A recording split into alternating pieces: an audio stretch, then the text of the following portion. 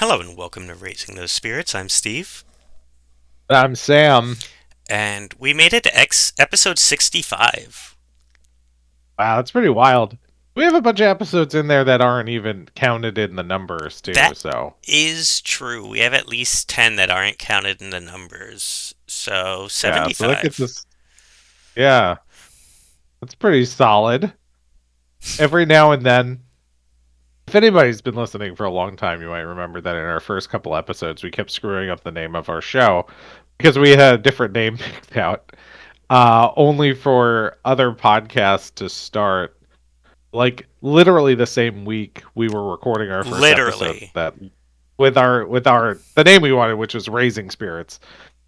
Um so then it took us a couple hours to finally find a podcast title that we liked that wasn't taken, which is how we got to Raising Those Spirits. And every now and then I go back and check on the other podcasts that had the names we wanted, and I think they've all stopped recording They at this all point. went defunct Uh, like so quickly. All right. It makes me feel like I don't know why I have like a little sense of pride about that. It's just like, ha, ha, ha, you got the name, but I got the glory. Whose podcast isn't a spirit right now? You are the ghost of podcast past. I Oh, that am the should be one ghost of of our podcast episodes. present. The ghost of podcast past. That is a good episode idea. That's a cryptid Where we we could listen to. make. It's just like it's like a specter with a microphone It's like trying to talk to you about true crime. it is the spiritual embodiment of the discontent of all the abandoned podcasts. Oh, you gave up on Manifest. us mid. All the murder podcasts where they didn't end up solving the crime. Yeah, Like, no, you had to keep going until you solved this crime. What's wrong with you? You only went 8 episodes in the summer of 2017. Time to come back. yeah. We watch an anime called Life Lessons with Uramichio Nissan. It is really funny. It's basically modern millennial Mr. Rogers who's just completely jaded but still trying to make it work. Oh man, I feel that. I feel And that real hard. yeah, and one of the awful segments, because they always put him in ridiculous outfits, and in one of the segments he is Bonjour Man, because they're all from a different country, and he is the embodiment of resent from all the the baguettes that were left without bags to go stale Oh in my the god. sun. And that's what I'm thinking, but for this cryptid. That's a very high concept idea. The baguettes. Yeah, Ours is also pretty high concept, but it's amazing that got itself into an actual anime. yeah, I'm really happy I found it. It's, you know, there's so much to sift through, and sometimes you find one and you're like, I get this. Like, I feel like it was similar to in high school when I found, like, the Brack show in C Lab 2021 and stuff.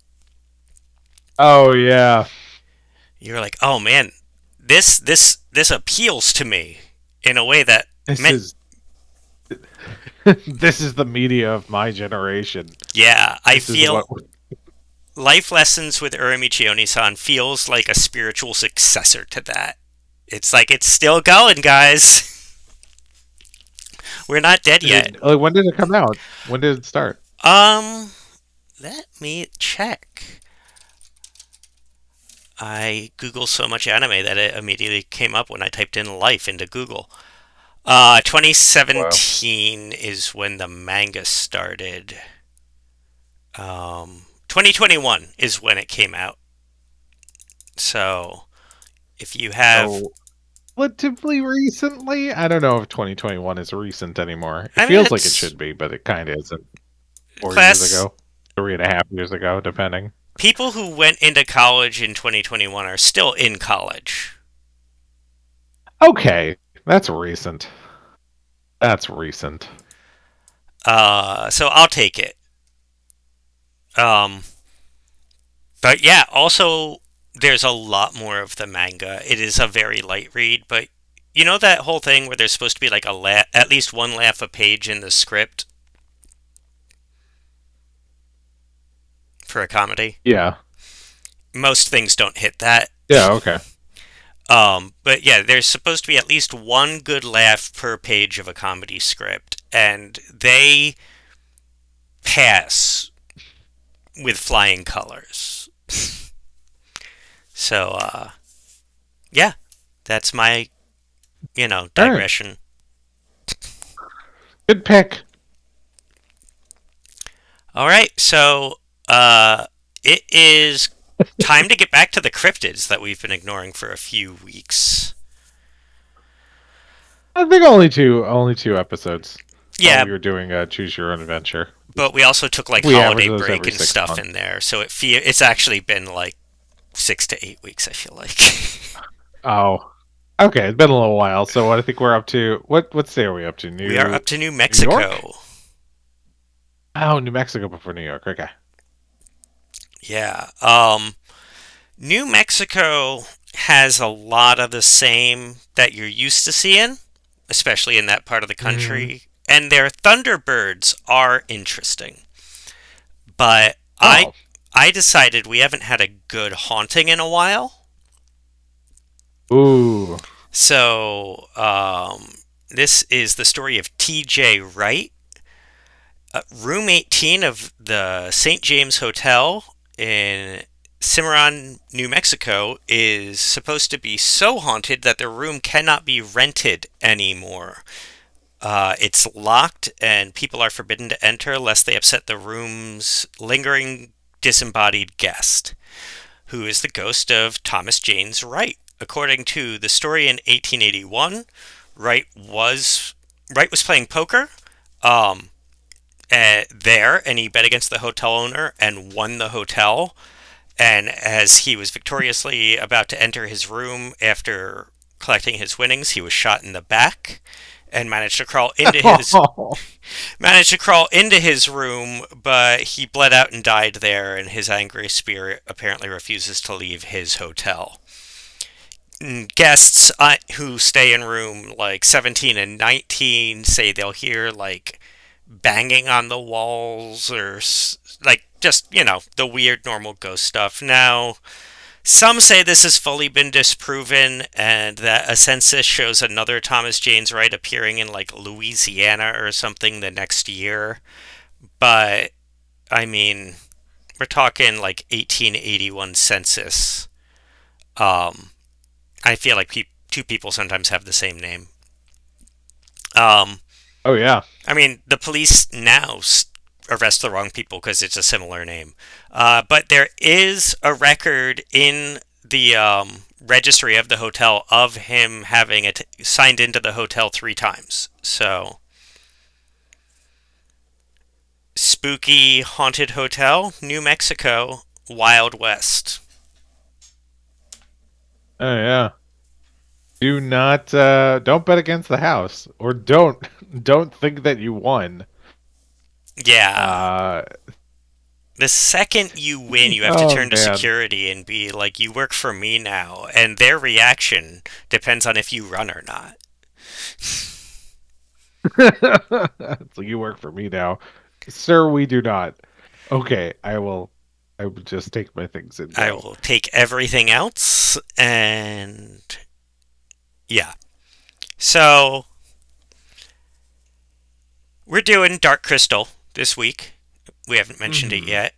I mean, it's the episode title, It's but true. so I think the breakout character from Dark Crystal is Fizzgig, Little dog ball. who was not even supposed to be in the movie. Frank Oz wanted him added and just harassed Jim Henson until he got tired of saying no and he added him.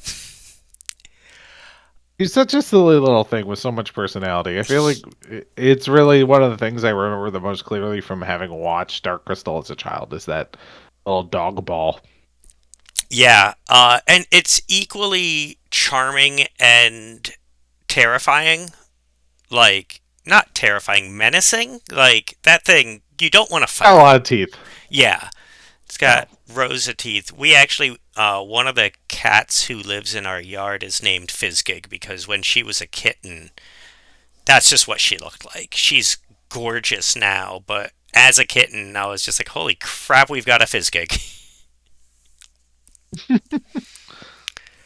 So, in honor of Fizzgig, there is a reason for me talking about this. I'm making a gin fizz cocktail. Oh, okay. Um, because it's a classic, kind of like this movie. All right, this recipe takes 2 ounces of gin, 3/4 ounces freshly squeezed lemon or lime juice, or you can go crazy and mix them up.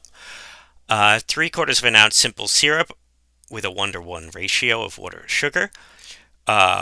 One small or medium egg white, which is optional, and 2 ounces of soda water or to taste, and then you can garnish it with a lemon peel.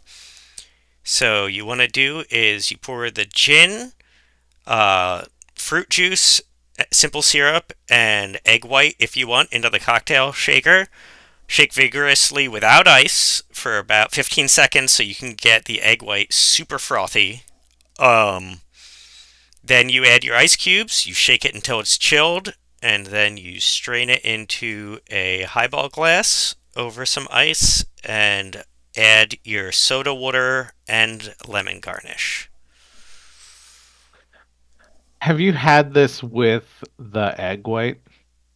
I have not. I've never had I an egg white cocktail. My Petra does like them though, so I might have had a sip of one at one point, but I'm so curious to try an egg white cocktail. I've never had one, and I always see them.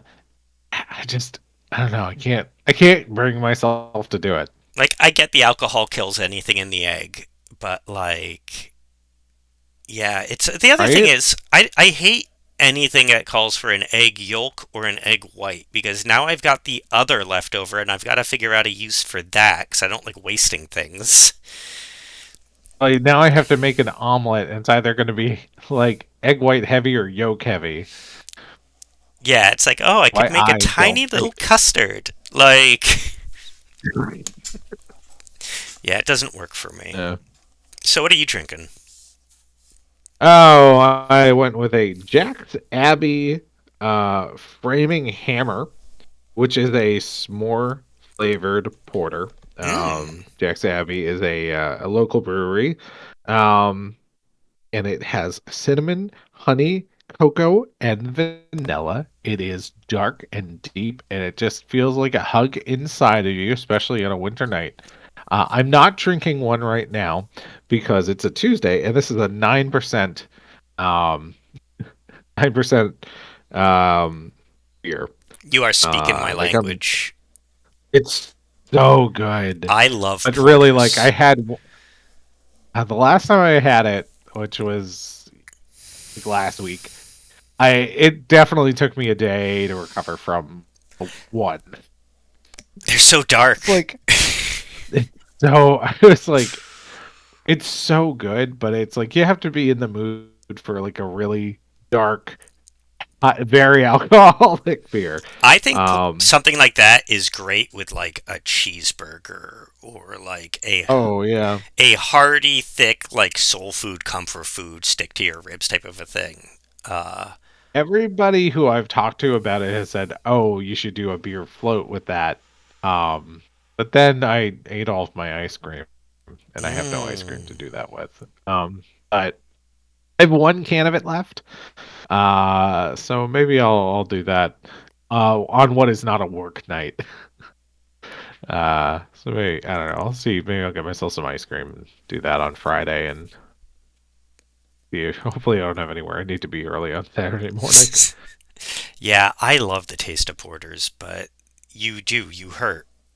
It's you gotta Yeah. really want it. So dark crystal, dark beer. Yeah, good Well, segue. yeah, I mean mostly it was because I couldn't find I didn't find any dark crystal cocktails that actually sounded appealing. There aren't a lot. Like I couldn't find a dark crystal themed cocktail online, so I was like, I'll just go with my beer. Yeah, I did the same thing. That's actually how I found the what I ended up doing because I was searching. Sometimes I'll do like deep cuts and do like, well, maybe someone made a character cocktail, Mm. like the gin or the fizz gig cocktail. And when I was looking up the fizz gig cocktail, my cocktail came up, and I was like, oh, that fits. But yeah, there was very little. I feel like every like time we have found just like that one insane themed cocktail, it always has like blue curacao in it. I don't know why. I don't keep that in Yeah, my home, and it's what stops me from making the drink every single week. I always have blue curacao and the curacao. I don't I know how to don't say know, it. man. I've only been The asked for it non-alcoholic by version drunk that people, so they slur. I always have that and grenadine on hand, and I'll tell you why. As my daughter, when we had to like get her to take medicine when she's sick, some of the medicine is red and some it's blue, and so we do medicine races, and she didn't realize I was just drinking Sprite and a little bit of either curacao or grenadine. Um, Smart man. and it reminded me just how much I like Shirley Temples. I Shirley Temples are great. Shirley Temples and Roy Rogers are so good. I always keep Oh, good. grenadine in my house because I love them. Yeah, I'm like out of grenadine now because I just started drinking these things when she wasn't sick. Yeah, I remember Petra is hypoglycemic. I mean, this whole household is Mm. hypoglycemic. But one night we were out in Asbury Park when we lived in New Jersey, and she she was actually out with our friend Carl and forgot her ID. And Petra always looked really young, so Oh yeah, even sh still. she was not getting served, so she just kept getting Shirley Temples. But since she's hypoglycemic, she still got drunk. All right. Yeah, and it was like, joke's on you guys. I still have to drive her home.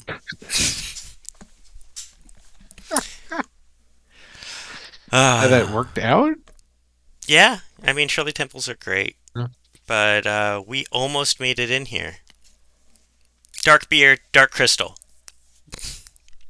that's what I meant to say. Dark beer, dark crystal. The crystal is so dark. It's very purpley. It reminds me, I've been seeing these a lot online. Um, from this past Christmas, there must have been some big scam going on with like Temu or whatever Wish, like cheap knockoff website, where people kept buying these crystal quote unquote mugs. So there are these mugs that are like they're made to look like a geode. They look like the dark crystal, but it's a mug. And then the ones you see online are beautiful, but they're all AI generated. They're not real. And then people would get these like plastic cheap looking mugs that are just kind of pointy. What a disappointment. Oh man. So if you see a mug online this year that looks like the dark crystal, it's not really the dark crystal. It is garbage. You know what we should do? But what should we do? Like beer goggles and stuff, where there's those glasses that make it so colorblind people can see the colors they can't see. Oh yeah. We just gotta make glasses for that. Hmm. So when you look at it, it looks like the one that you purchased. It's like, were you ripped Sure. off by Temu? Well, you put on these glasses and it'll look like what you ordered. I like that idea. It's still like an AI digital enhanced glasses that make it look like you weren't ripped off. Yeah, it's like augmented Make- reality that knows what the image is supposed to look like, so to you it does. I like that idea. Yeah, it's a lot cheaper than buying the real thing. Yeah. Dark Crystal. Let's talk about the Dark movie. Crystal. Let's talk about the movie. Uh, When's the last time you watched Dark Crystal? I don't know. I was trying to figure that out, but it may have been since childhood. I I feel like I haven't watched it in years and years and years. I know I may have watched it in college. I feel like I did, but I have no memory or reason to know that I should think that. It's just a feeling I have. But otherwise, yeah, I haven't watched The Dark Crystal since I was a kid. Yeah, it's like I have to I feel like I've watched it sometime in the last 30 years, but I couldn't point to a particular time that I did. It's not like with Labyrinth where I know. It's like, oh yeah, I end up watching Labyrinth probably once a year. Um Dark Crystal, which I mean they live in my mind in my childhood. I feel like I watched Dark Crystal and Labyrinth probably um very frequently as a kid. But I don't recall having watched it since I was a kid. So this was a first time getting back to it in a long time for me. The Dark Crystal was one of the only ones of this kind of spooky fantasy genre that we keep tapping into that we didn't own when I was a kid. So Hmm. I remember the first time I saw it. Like I remember that entire afternoon because we rented this and we rented Kroll and just it was I remember it was like mind melting. I was told I had seen it when I was like a younger, probably like 4, but I had no memory of it. I must have been like 7 or 8 at the time. So Oh, I sure. this You don't thing have much of an attention span for. yeah, so this it's like I haven't it's one of the only ones that I have an active memory of the first time I saw it. So it was really It nice to live watch it again. it live up to your childhood memories. It was I thought it held up. The plot doesn't make any sense under any scrutiny. Okay. I feel But like we had the same experience then. yeah, like this is a beautiful movie that just let it go. Just let it go. Well, I think the thing is the plot is so secondary to the effects because it's basically a fetch quest, right? Like, if anybody is listening to this without having watched The Dark Crystal or you haven't watched it recently, our setup is we have a dying world that can only be saved if a prophesized little gelfling, which is like an elf type person, obtains the broken piece of the Dark Crystal and repairs the Dark Crystal, and it'll bring peace to the land. And basically, you just see our gelfling prophesized character go from point A to point B to point C to the Dark Crystal to fulfill this prophecy. I think that I It's was expecting more of a plot. There just really isn't a very intricate plot to this movie. it's got the plot of an NES game where Yes. like the original sequel to Zelda Link, where it's like you're just he doesn't even know where he's going. Like he's just told like by his father to go find this other person. And then this other person is just like, "Oh yeah, well the Dark Crystal but you have to go find this person." And just like it's just her being sent to the next person until he reaches the Dark Crystal. Right. It And it's is beautiful. It's beautiful to watch it, but the plot is so light that I had to go back and reread like the Wikipedia to be sure that I didn't miss anything. the plot was also changed so many times while they were making it. So, Yeah. as usual, I feel like that goes into it a little bit because they had to originally filmed it where the Skeksis, who are the bad guys, spoke in an entirely different language. And they recorded it that way, and then they had to go back and redub it in English after everyone hated that, but still match the. They had already recorded the mouths moving on the So yeah, puppets, they're like, so that's why the Skeksis sound so weird, and it really worked. But they're really just a bunch of people trying to do a new language over a different language's talking on the puppets. You can kind of tell a lot of times in movies when a big change like that happens, and I think no, because I had read about that before watching it this time, and I think it's knowing that it becomes so obvious because you have the first like 15 minutes of this movie, maybe 10-15 minutes, that there's no dialogue, it's all narration. Basically, we see the Skeksis and we see the mage, are they mages? I forget what they're called. The good Sages. monsters. Mages. I was pretty close. And they don't talk. We just get the entire story of their world about like how the crystal broke and the sages and the Skeksis were born after it was broken. The Skeksis have controlled the world this whole time, and now the world is dying. And they explain it's like, oh, there's only 10 Skeksis left. There's only 10 sages left, and yeah, they just take 10 minutes to explain basically the entire history of the world without any of the characters talking. And knowing that they did that giant change after production, in post production, you can really tell that they had to like basically go back and build in the story.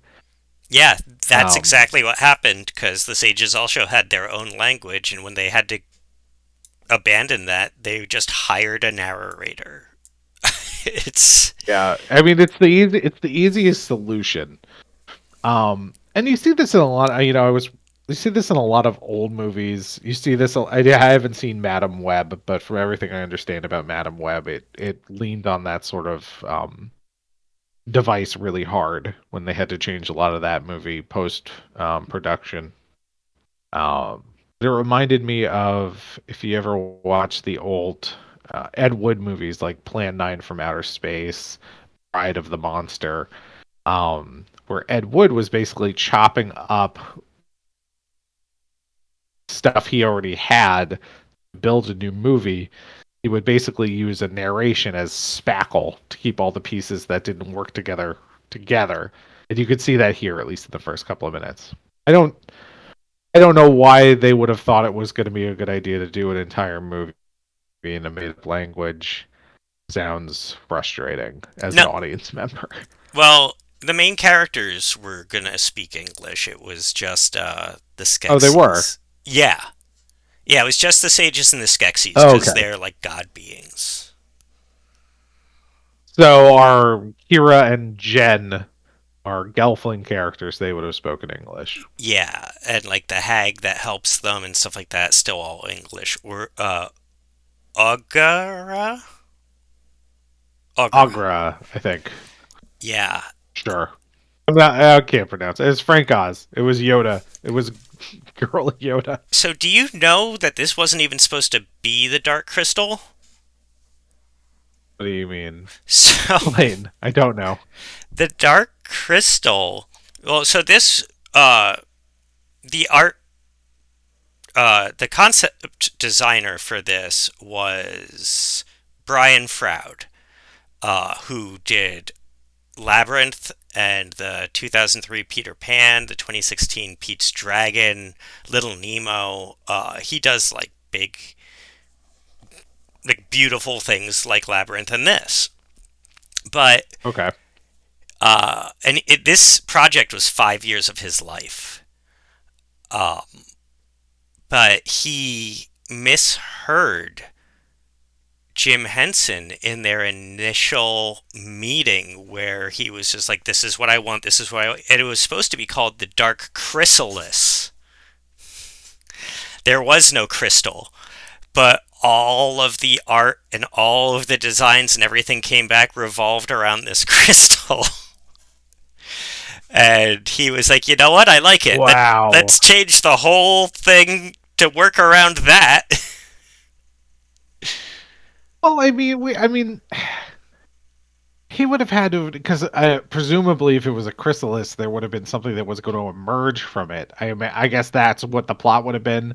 They have to get the chrysalis to open I don't or know. something, and maybe a big Well, butterfly was going to come out. the chrysalis was supposed to be like apparently a metaphor of like light and darkness, and he was just like, well, That's about all we know about it. There's a documentary you can watch about it that might have some more info on it, but yeah, that is what we got.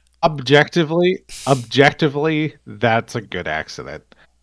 Dark Chrysalis. Everybody would have said Dark Crystal by mistake anyway. Yeah, and I mean, the I think crystal it's looks so cool in all the art. Like everything that they ended up yeah. going with looks so cool. Uh, Even with That was the art director's weird obsession with like lobsters. There was a lot of lobster. the big. Oh, I mean, sure. I mean the crab soldiers, the crab people. I forget what they're called, but I kept going crab people, like from that old South Park bit. Mm-hmm. Um, so that was was the meme task failed successfully. Um, Dark Crystal definitely a better name than Dark Chrysalis. Yeah. Chrysalis is just too hard to say. It's a terrible word. So I feel like they were like, we can still keep this on the bones that we built this around, and I feel like they spackled it a little. I think I loved it. It was great. My son loved it. I was happy to revisit it. Just don't think a lot about it. No, it's more of a visual journey, I think, more than Yes, anything. I think more than anything else, it was a way for Henson Studios to show off just what they could do with their puppetry. Um, which is why it's so beautiful. Like the for the most part, it's so beautiful. I think the animatronic work, the puppet work, um, really, really cool. it's the first. Watching Oh, go ahead. I was gonna say, but watching Jem and Kira, our main characters, nowadays they hit that uncanny valley for me that I thought they just were kind of odd looking. I think she looks fine. I still think he looks weird, and I have since I was a child. Yeah, Yeah, they're. It's like it's. I figured it out yesterday with Petra, and now I can't remember what it was. But after staring at his face for 90 minutes, I was like, "Oh, it's blah blah blah." And I think it's like the way his lips curve are wrong or something weird like that. We were just like, "Oh, that doesn't look good." But it is the first live action movie to not have any people in it. it's pretty incredible. It would have been the first live action movie to have no humans in it, except in a few of the like wide shots, where like he's walking in the distance and stuff. It was people in costumes, but Okay, that feels like I feel yeah, like you have to split a hair to get to that. I mean, yeah, and so it's really close. No people actually appeared at any point in the movie, and no people were really like even in costume except for some wide shots. So, you know, focus on that aspect. Focus on all the groundbreaking stuff, and focus on the fact that this led us to Fraggle Rock. that's true. There's so much Fraggle Rock in this. Watching it now, Yeah, the especially the sages. I was like, wow, these are total Fraggles. in Or the the big monsters that live in the trash heap, or whatever it is. I haven't watched Fraggle Rock in a long time. Marjorie the Trash Heap. Um, Well, no, yeah, no, I know what you're talking about. Like the ones who right, made right, right, the heap. We they're like Ludo almost. right. Them. So, but originally in the Dark Crystal, Jen and Kira were supposed to be traveling through like the underground, and they were supposed to run into a race of underground mining creatures, and they ended up cutting that, but taking it and forming it into Fraggle Rock. And they actually used a bunch of the sets from this because if you notice, a lot of them look like the Fraggle caves. Yeah, Yeah, they definitely do. so they literally like took part of this script and just turned it into Fraggle Rock.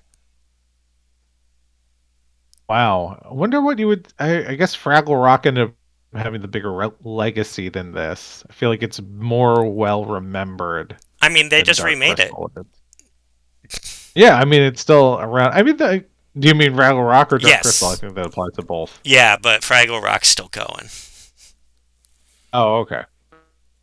Yeah, Dark Crystal. They finally did that prequel series. Feels like a long time ago now. That didn't end up really going anywhere. I think I only got one season. And I don't know, maybe I'm more likely to check it out now. But I've never watched it. Yeah, I never really, Yeah. but still all cool. So your son liked it? Did Yes. your son enjoyed this whole Yeah, thing? I I could not get really my daughter to watch it with me. I thought it might be too scary, but no, he loved it, like just sucked in. Um and that's what Jim Henson wanted. He wanted to go back to like the Brothers Grimm portion of fairy tales because he feels like that's important in fairy tales because you're supposed to kind of scare the kids so they remember the meaning. It's a healthy emotion type of a thing. So, it's good to be a little scared. But I think at one point he was just like, and we were like, it's okay, she's gonna get away, and he trusts us, so he was like, okay. That's good. Yeah, I'm sad your daughter wouldn't watch it with you. Yeah, it was another one that was like, "You want to watch this movie with me?" And she was like, "No, no interest." Honestly, what I've been doing And is I being think like, well, we're gonna watch this movie. You can just hang out and play with your toys or whatever, and that gets them completely sucked into the movie. that worked. One of the things we watched recently, I can't remember which one it was. At Casper or something after Casper. Something we watched recently. I put it on, and she just sat there, and then eventually got. Oh, Gremlins! I was watching that for something else. I wasn't watching that for this. But I tried that with Gremlins, and she got sucked into it, and then she got into a real big Gremlins kick. Did not succeed with that for this one. This is far less scary than Gremlins. Hey, I don't know. She really, really loved Gremlins. We'll do that. We'll, You know, we'll talk about Gremlins in a future episode. I think. when I was She her age, loved I loved Gremlins. Gremlins. Oh yeah, I remember watching Gremlins for the first time. It really scared the poop out of me. Um, and then watching again when I was a little bit older and getting totally into it. Um, but yeah, she really advocating hard for Gremlins 3.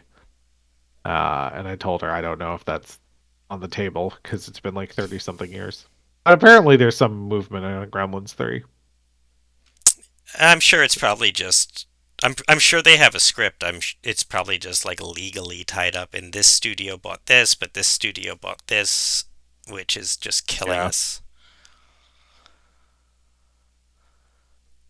Crystal. Um, the moment in this movie that has lived rent free in my head for 30 something years is we discovered pretty early on that the Skeksis and the Sages are one and the same. They're two sides of the same coin. Each one of them has like, basically an equivalent on the other side because they always die together.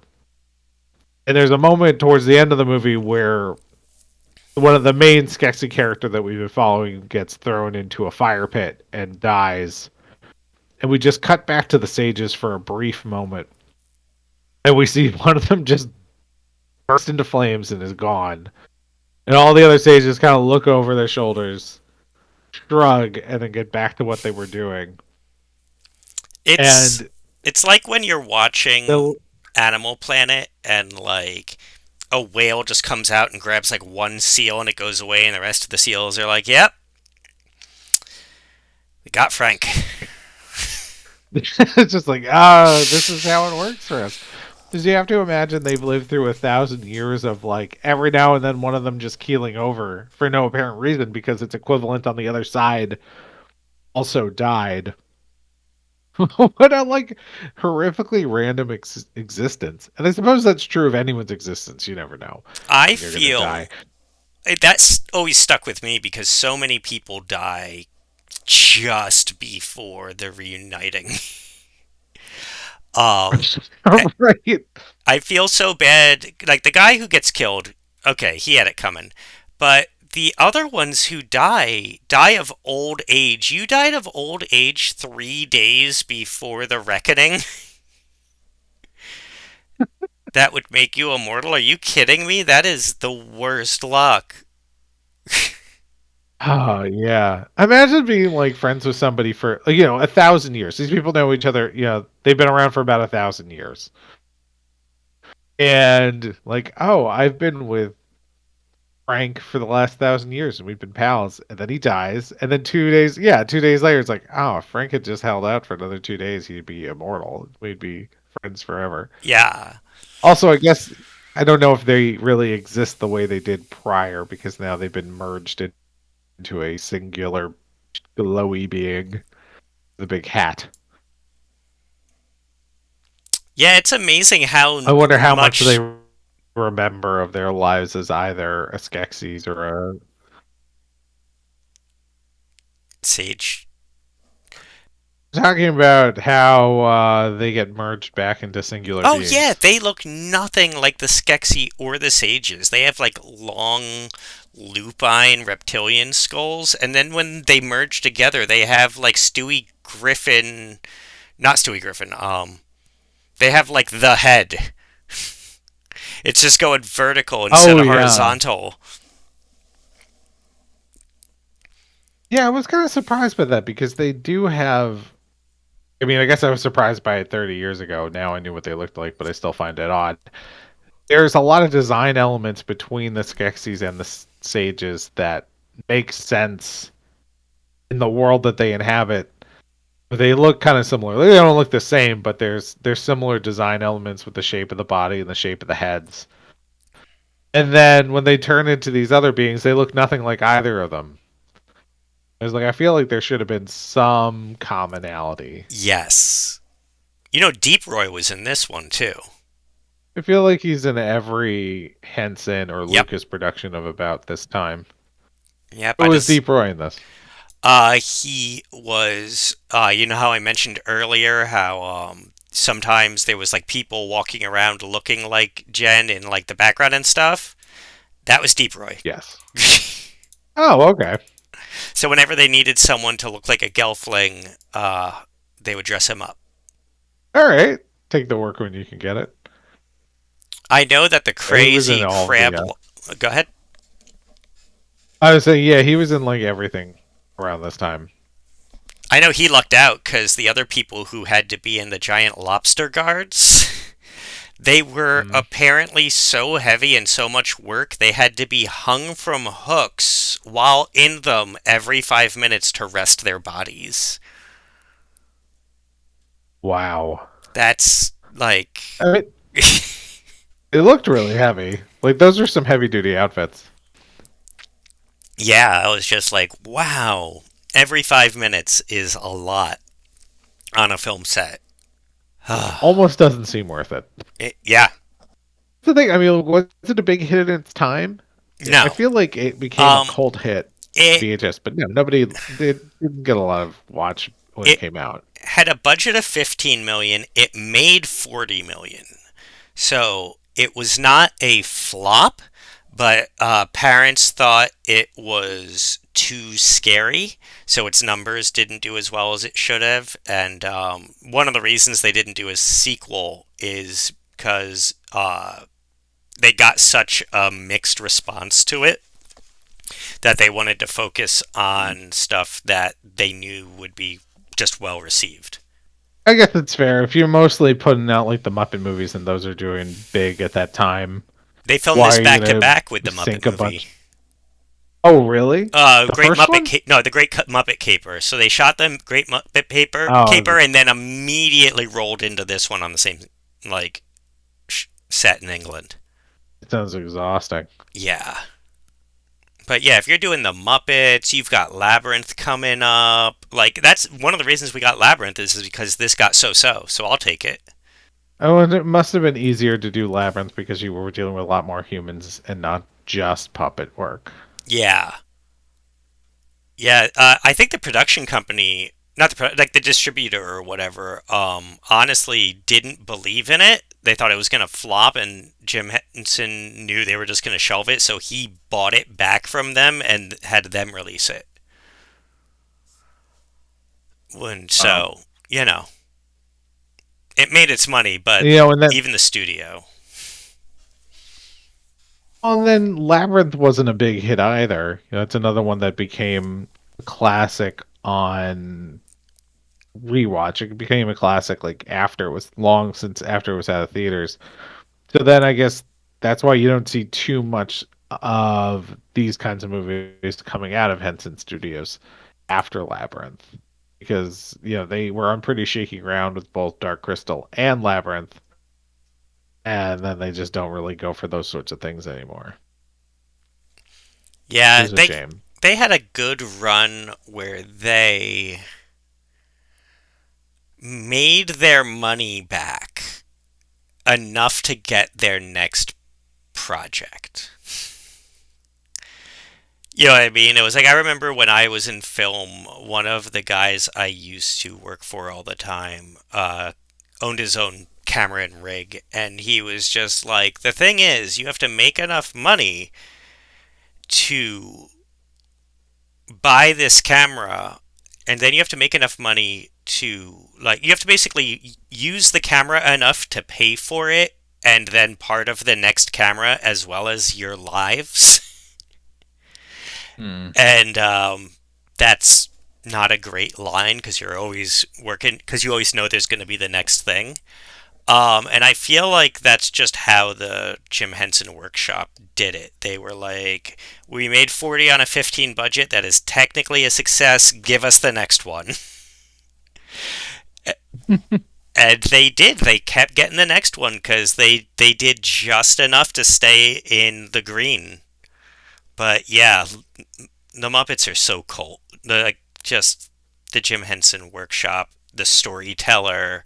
Like Storyteller still has a huge cult following, but in the time it, did okay. Yeah. I feel like nowadays you don't see as much Muppet stuff. It's been a minute since there's been like a big hit for the Muppets. I thought we People, would get a lot of them on Disney Plus, but even the stuff on Disney Plus has not really Mhm. I was gonna say people don't.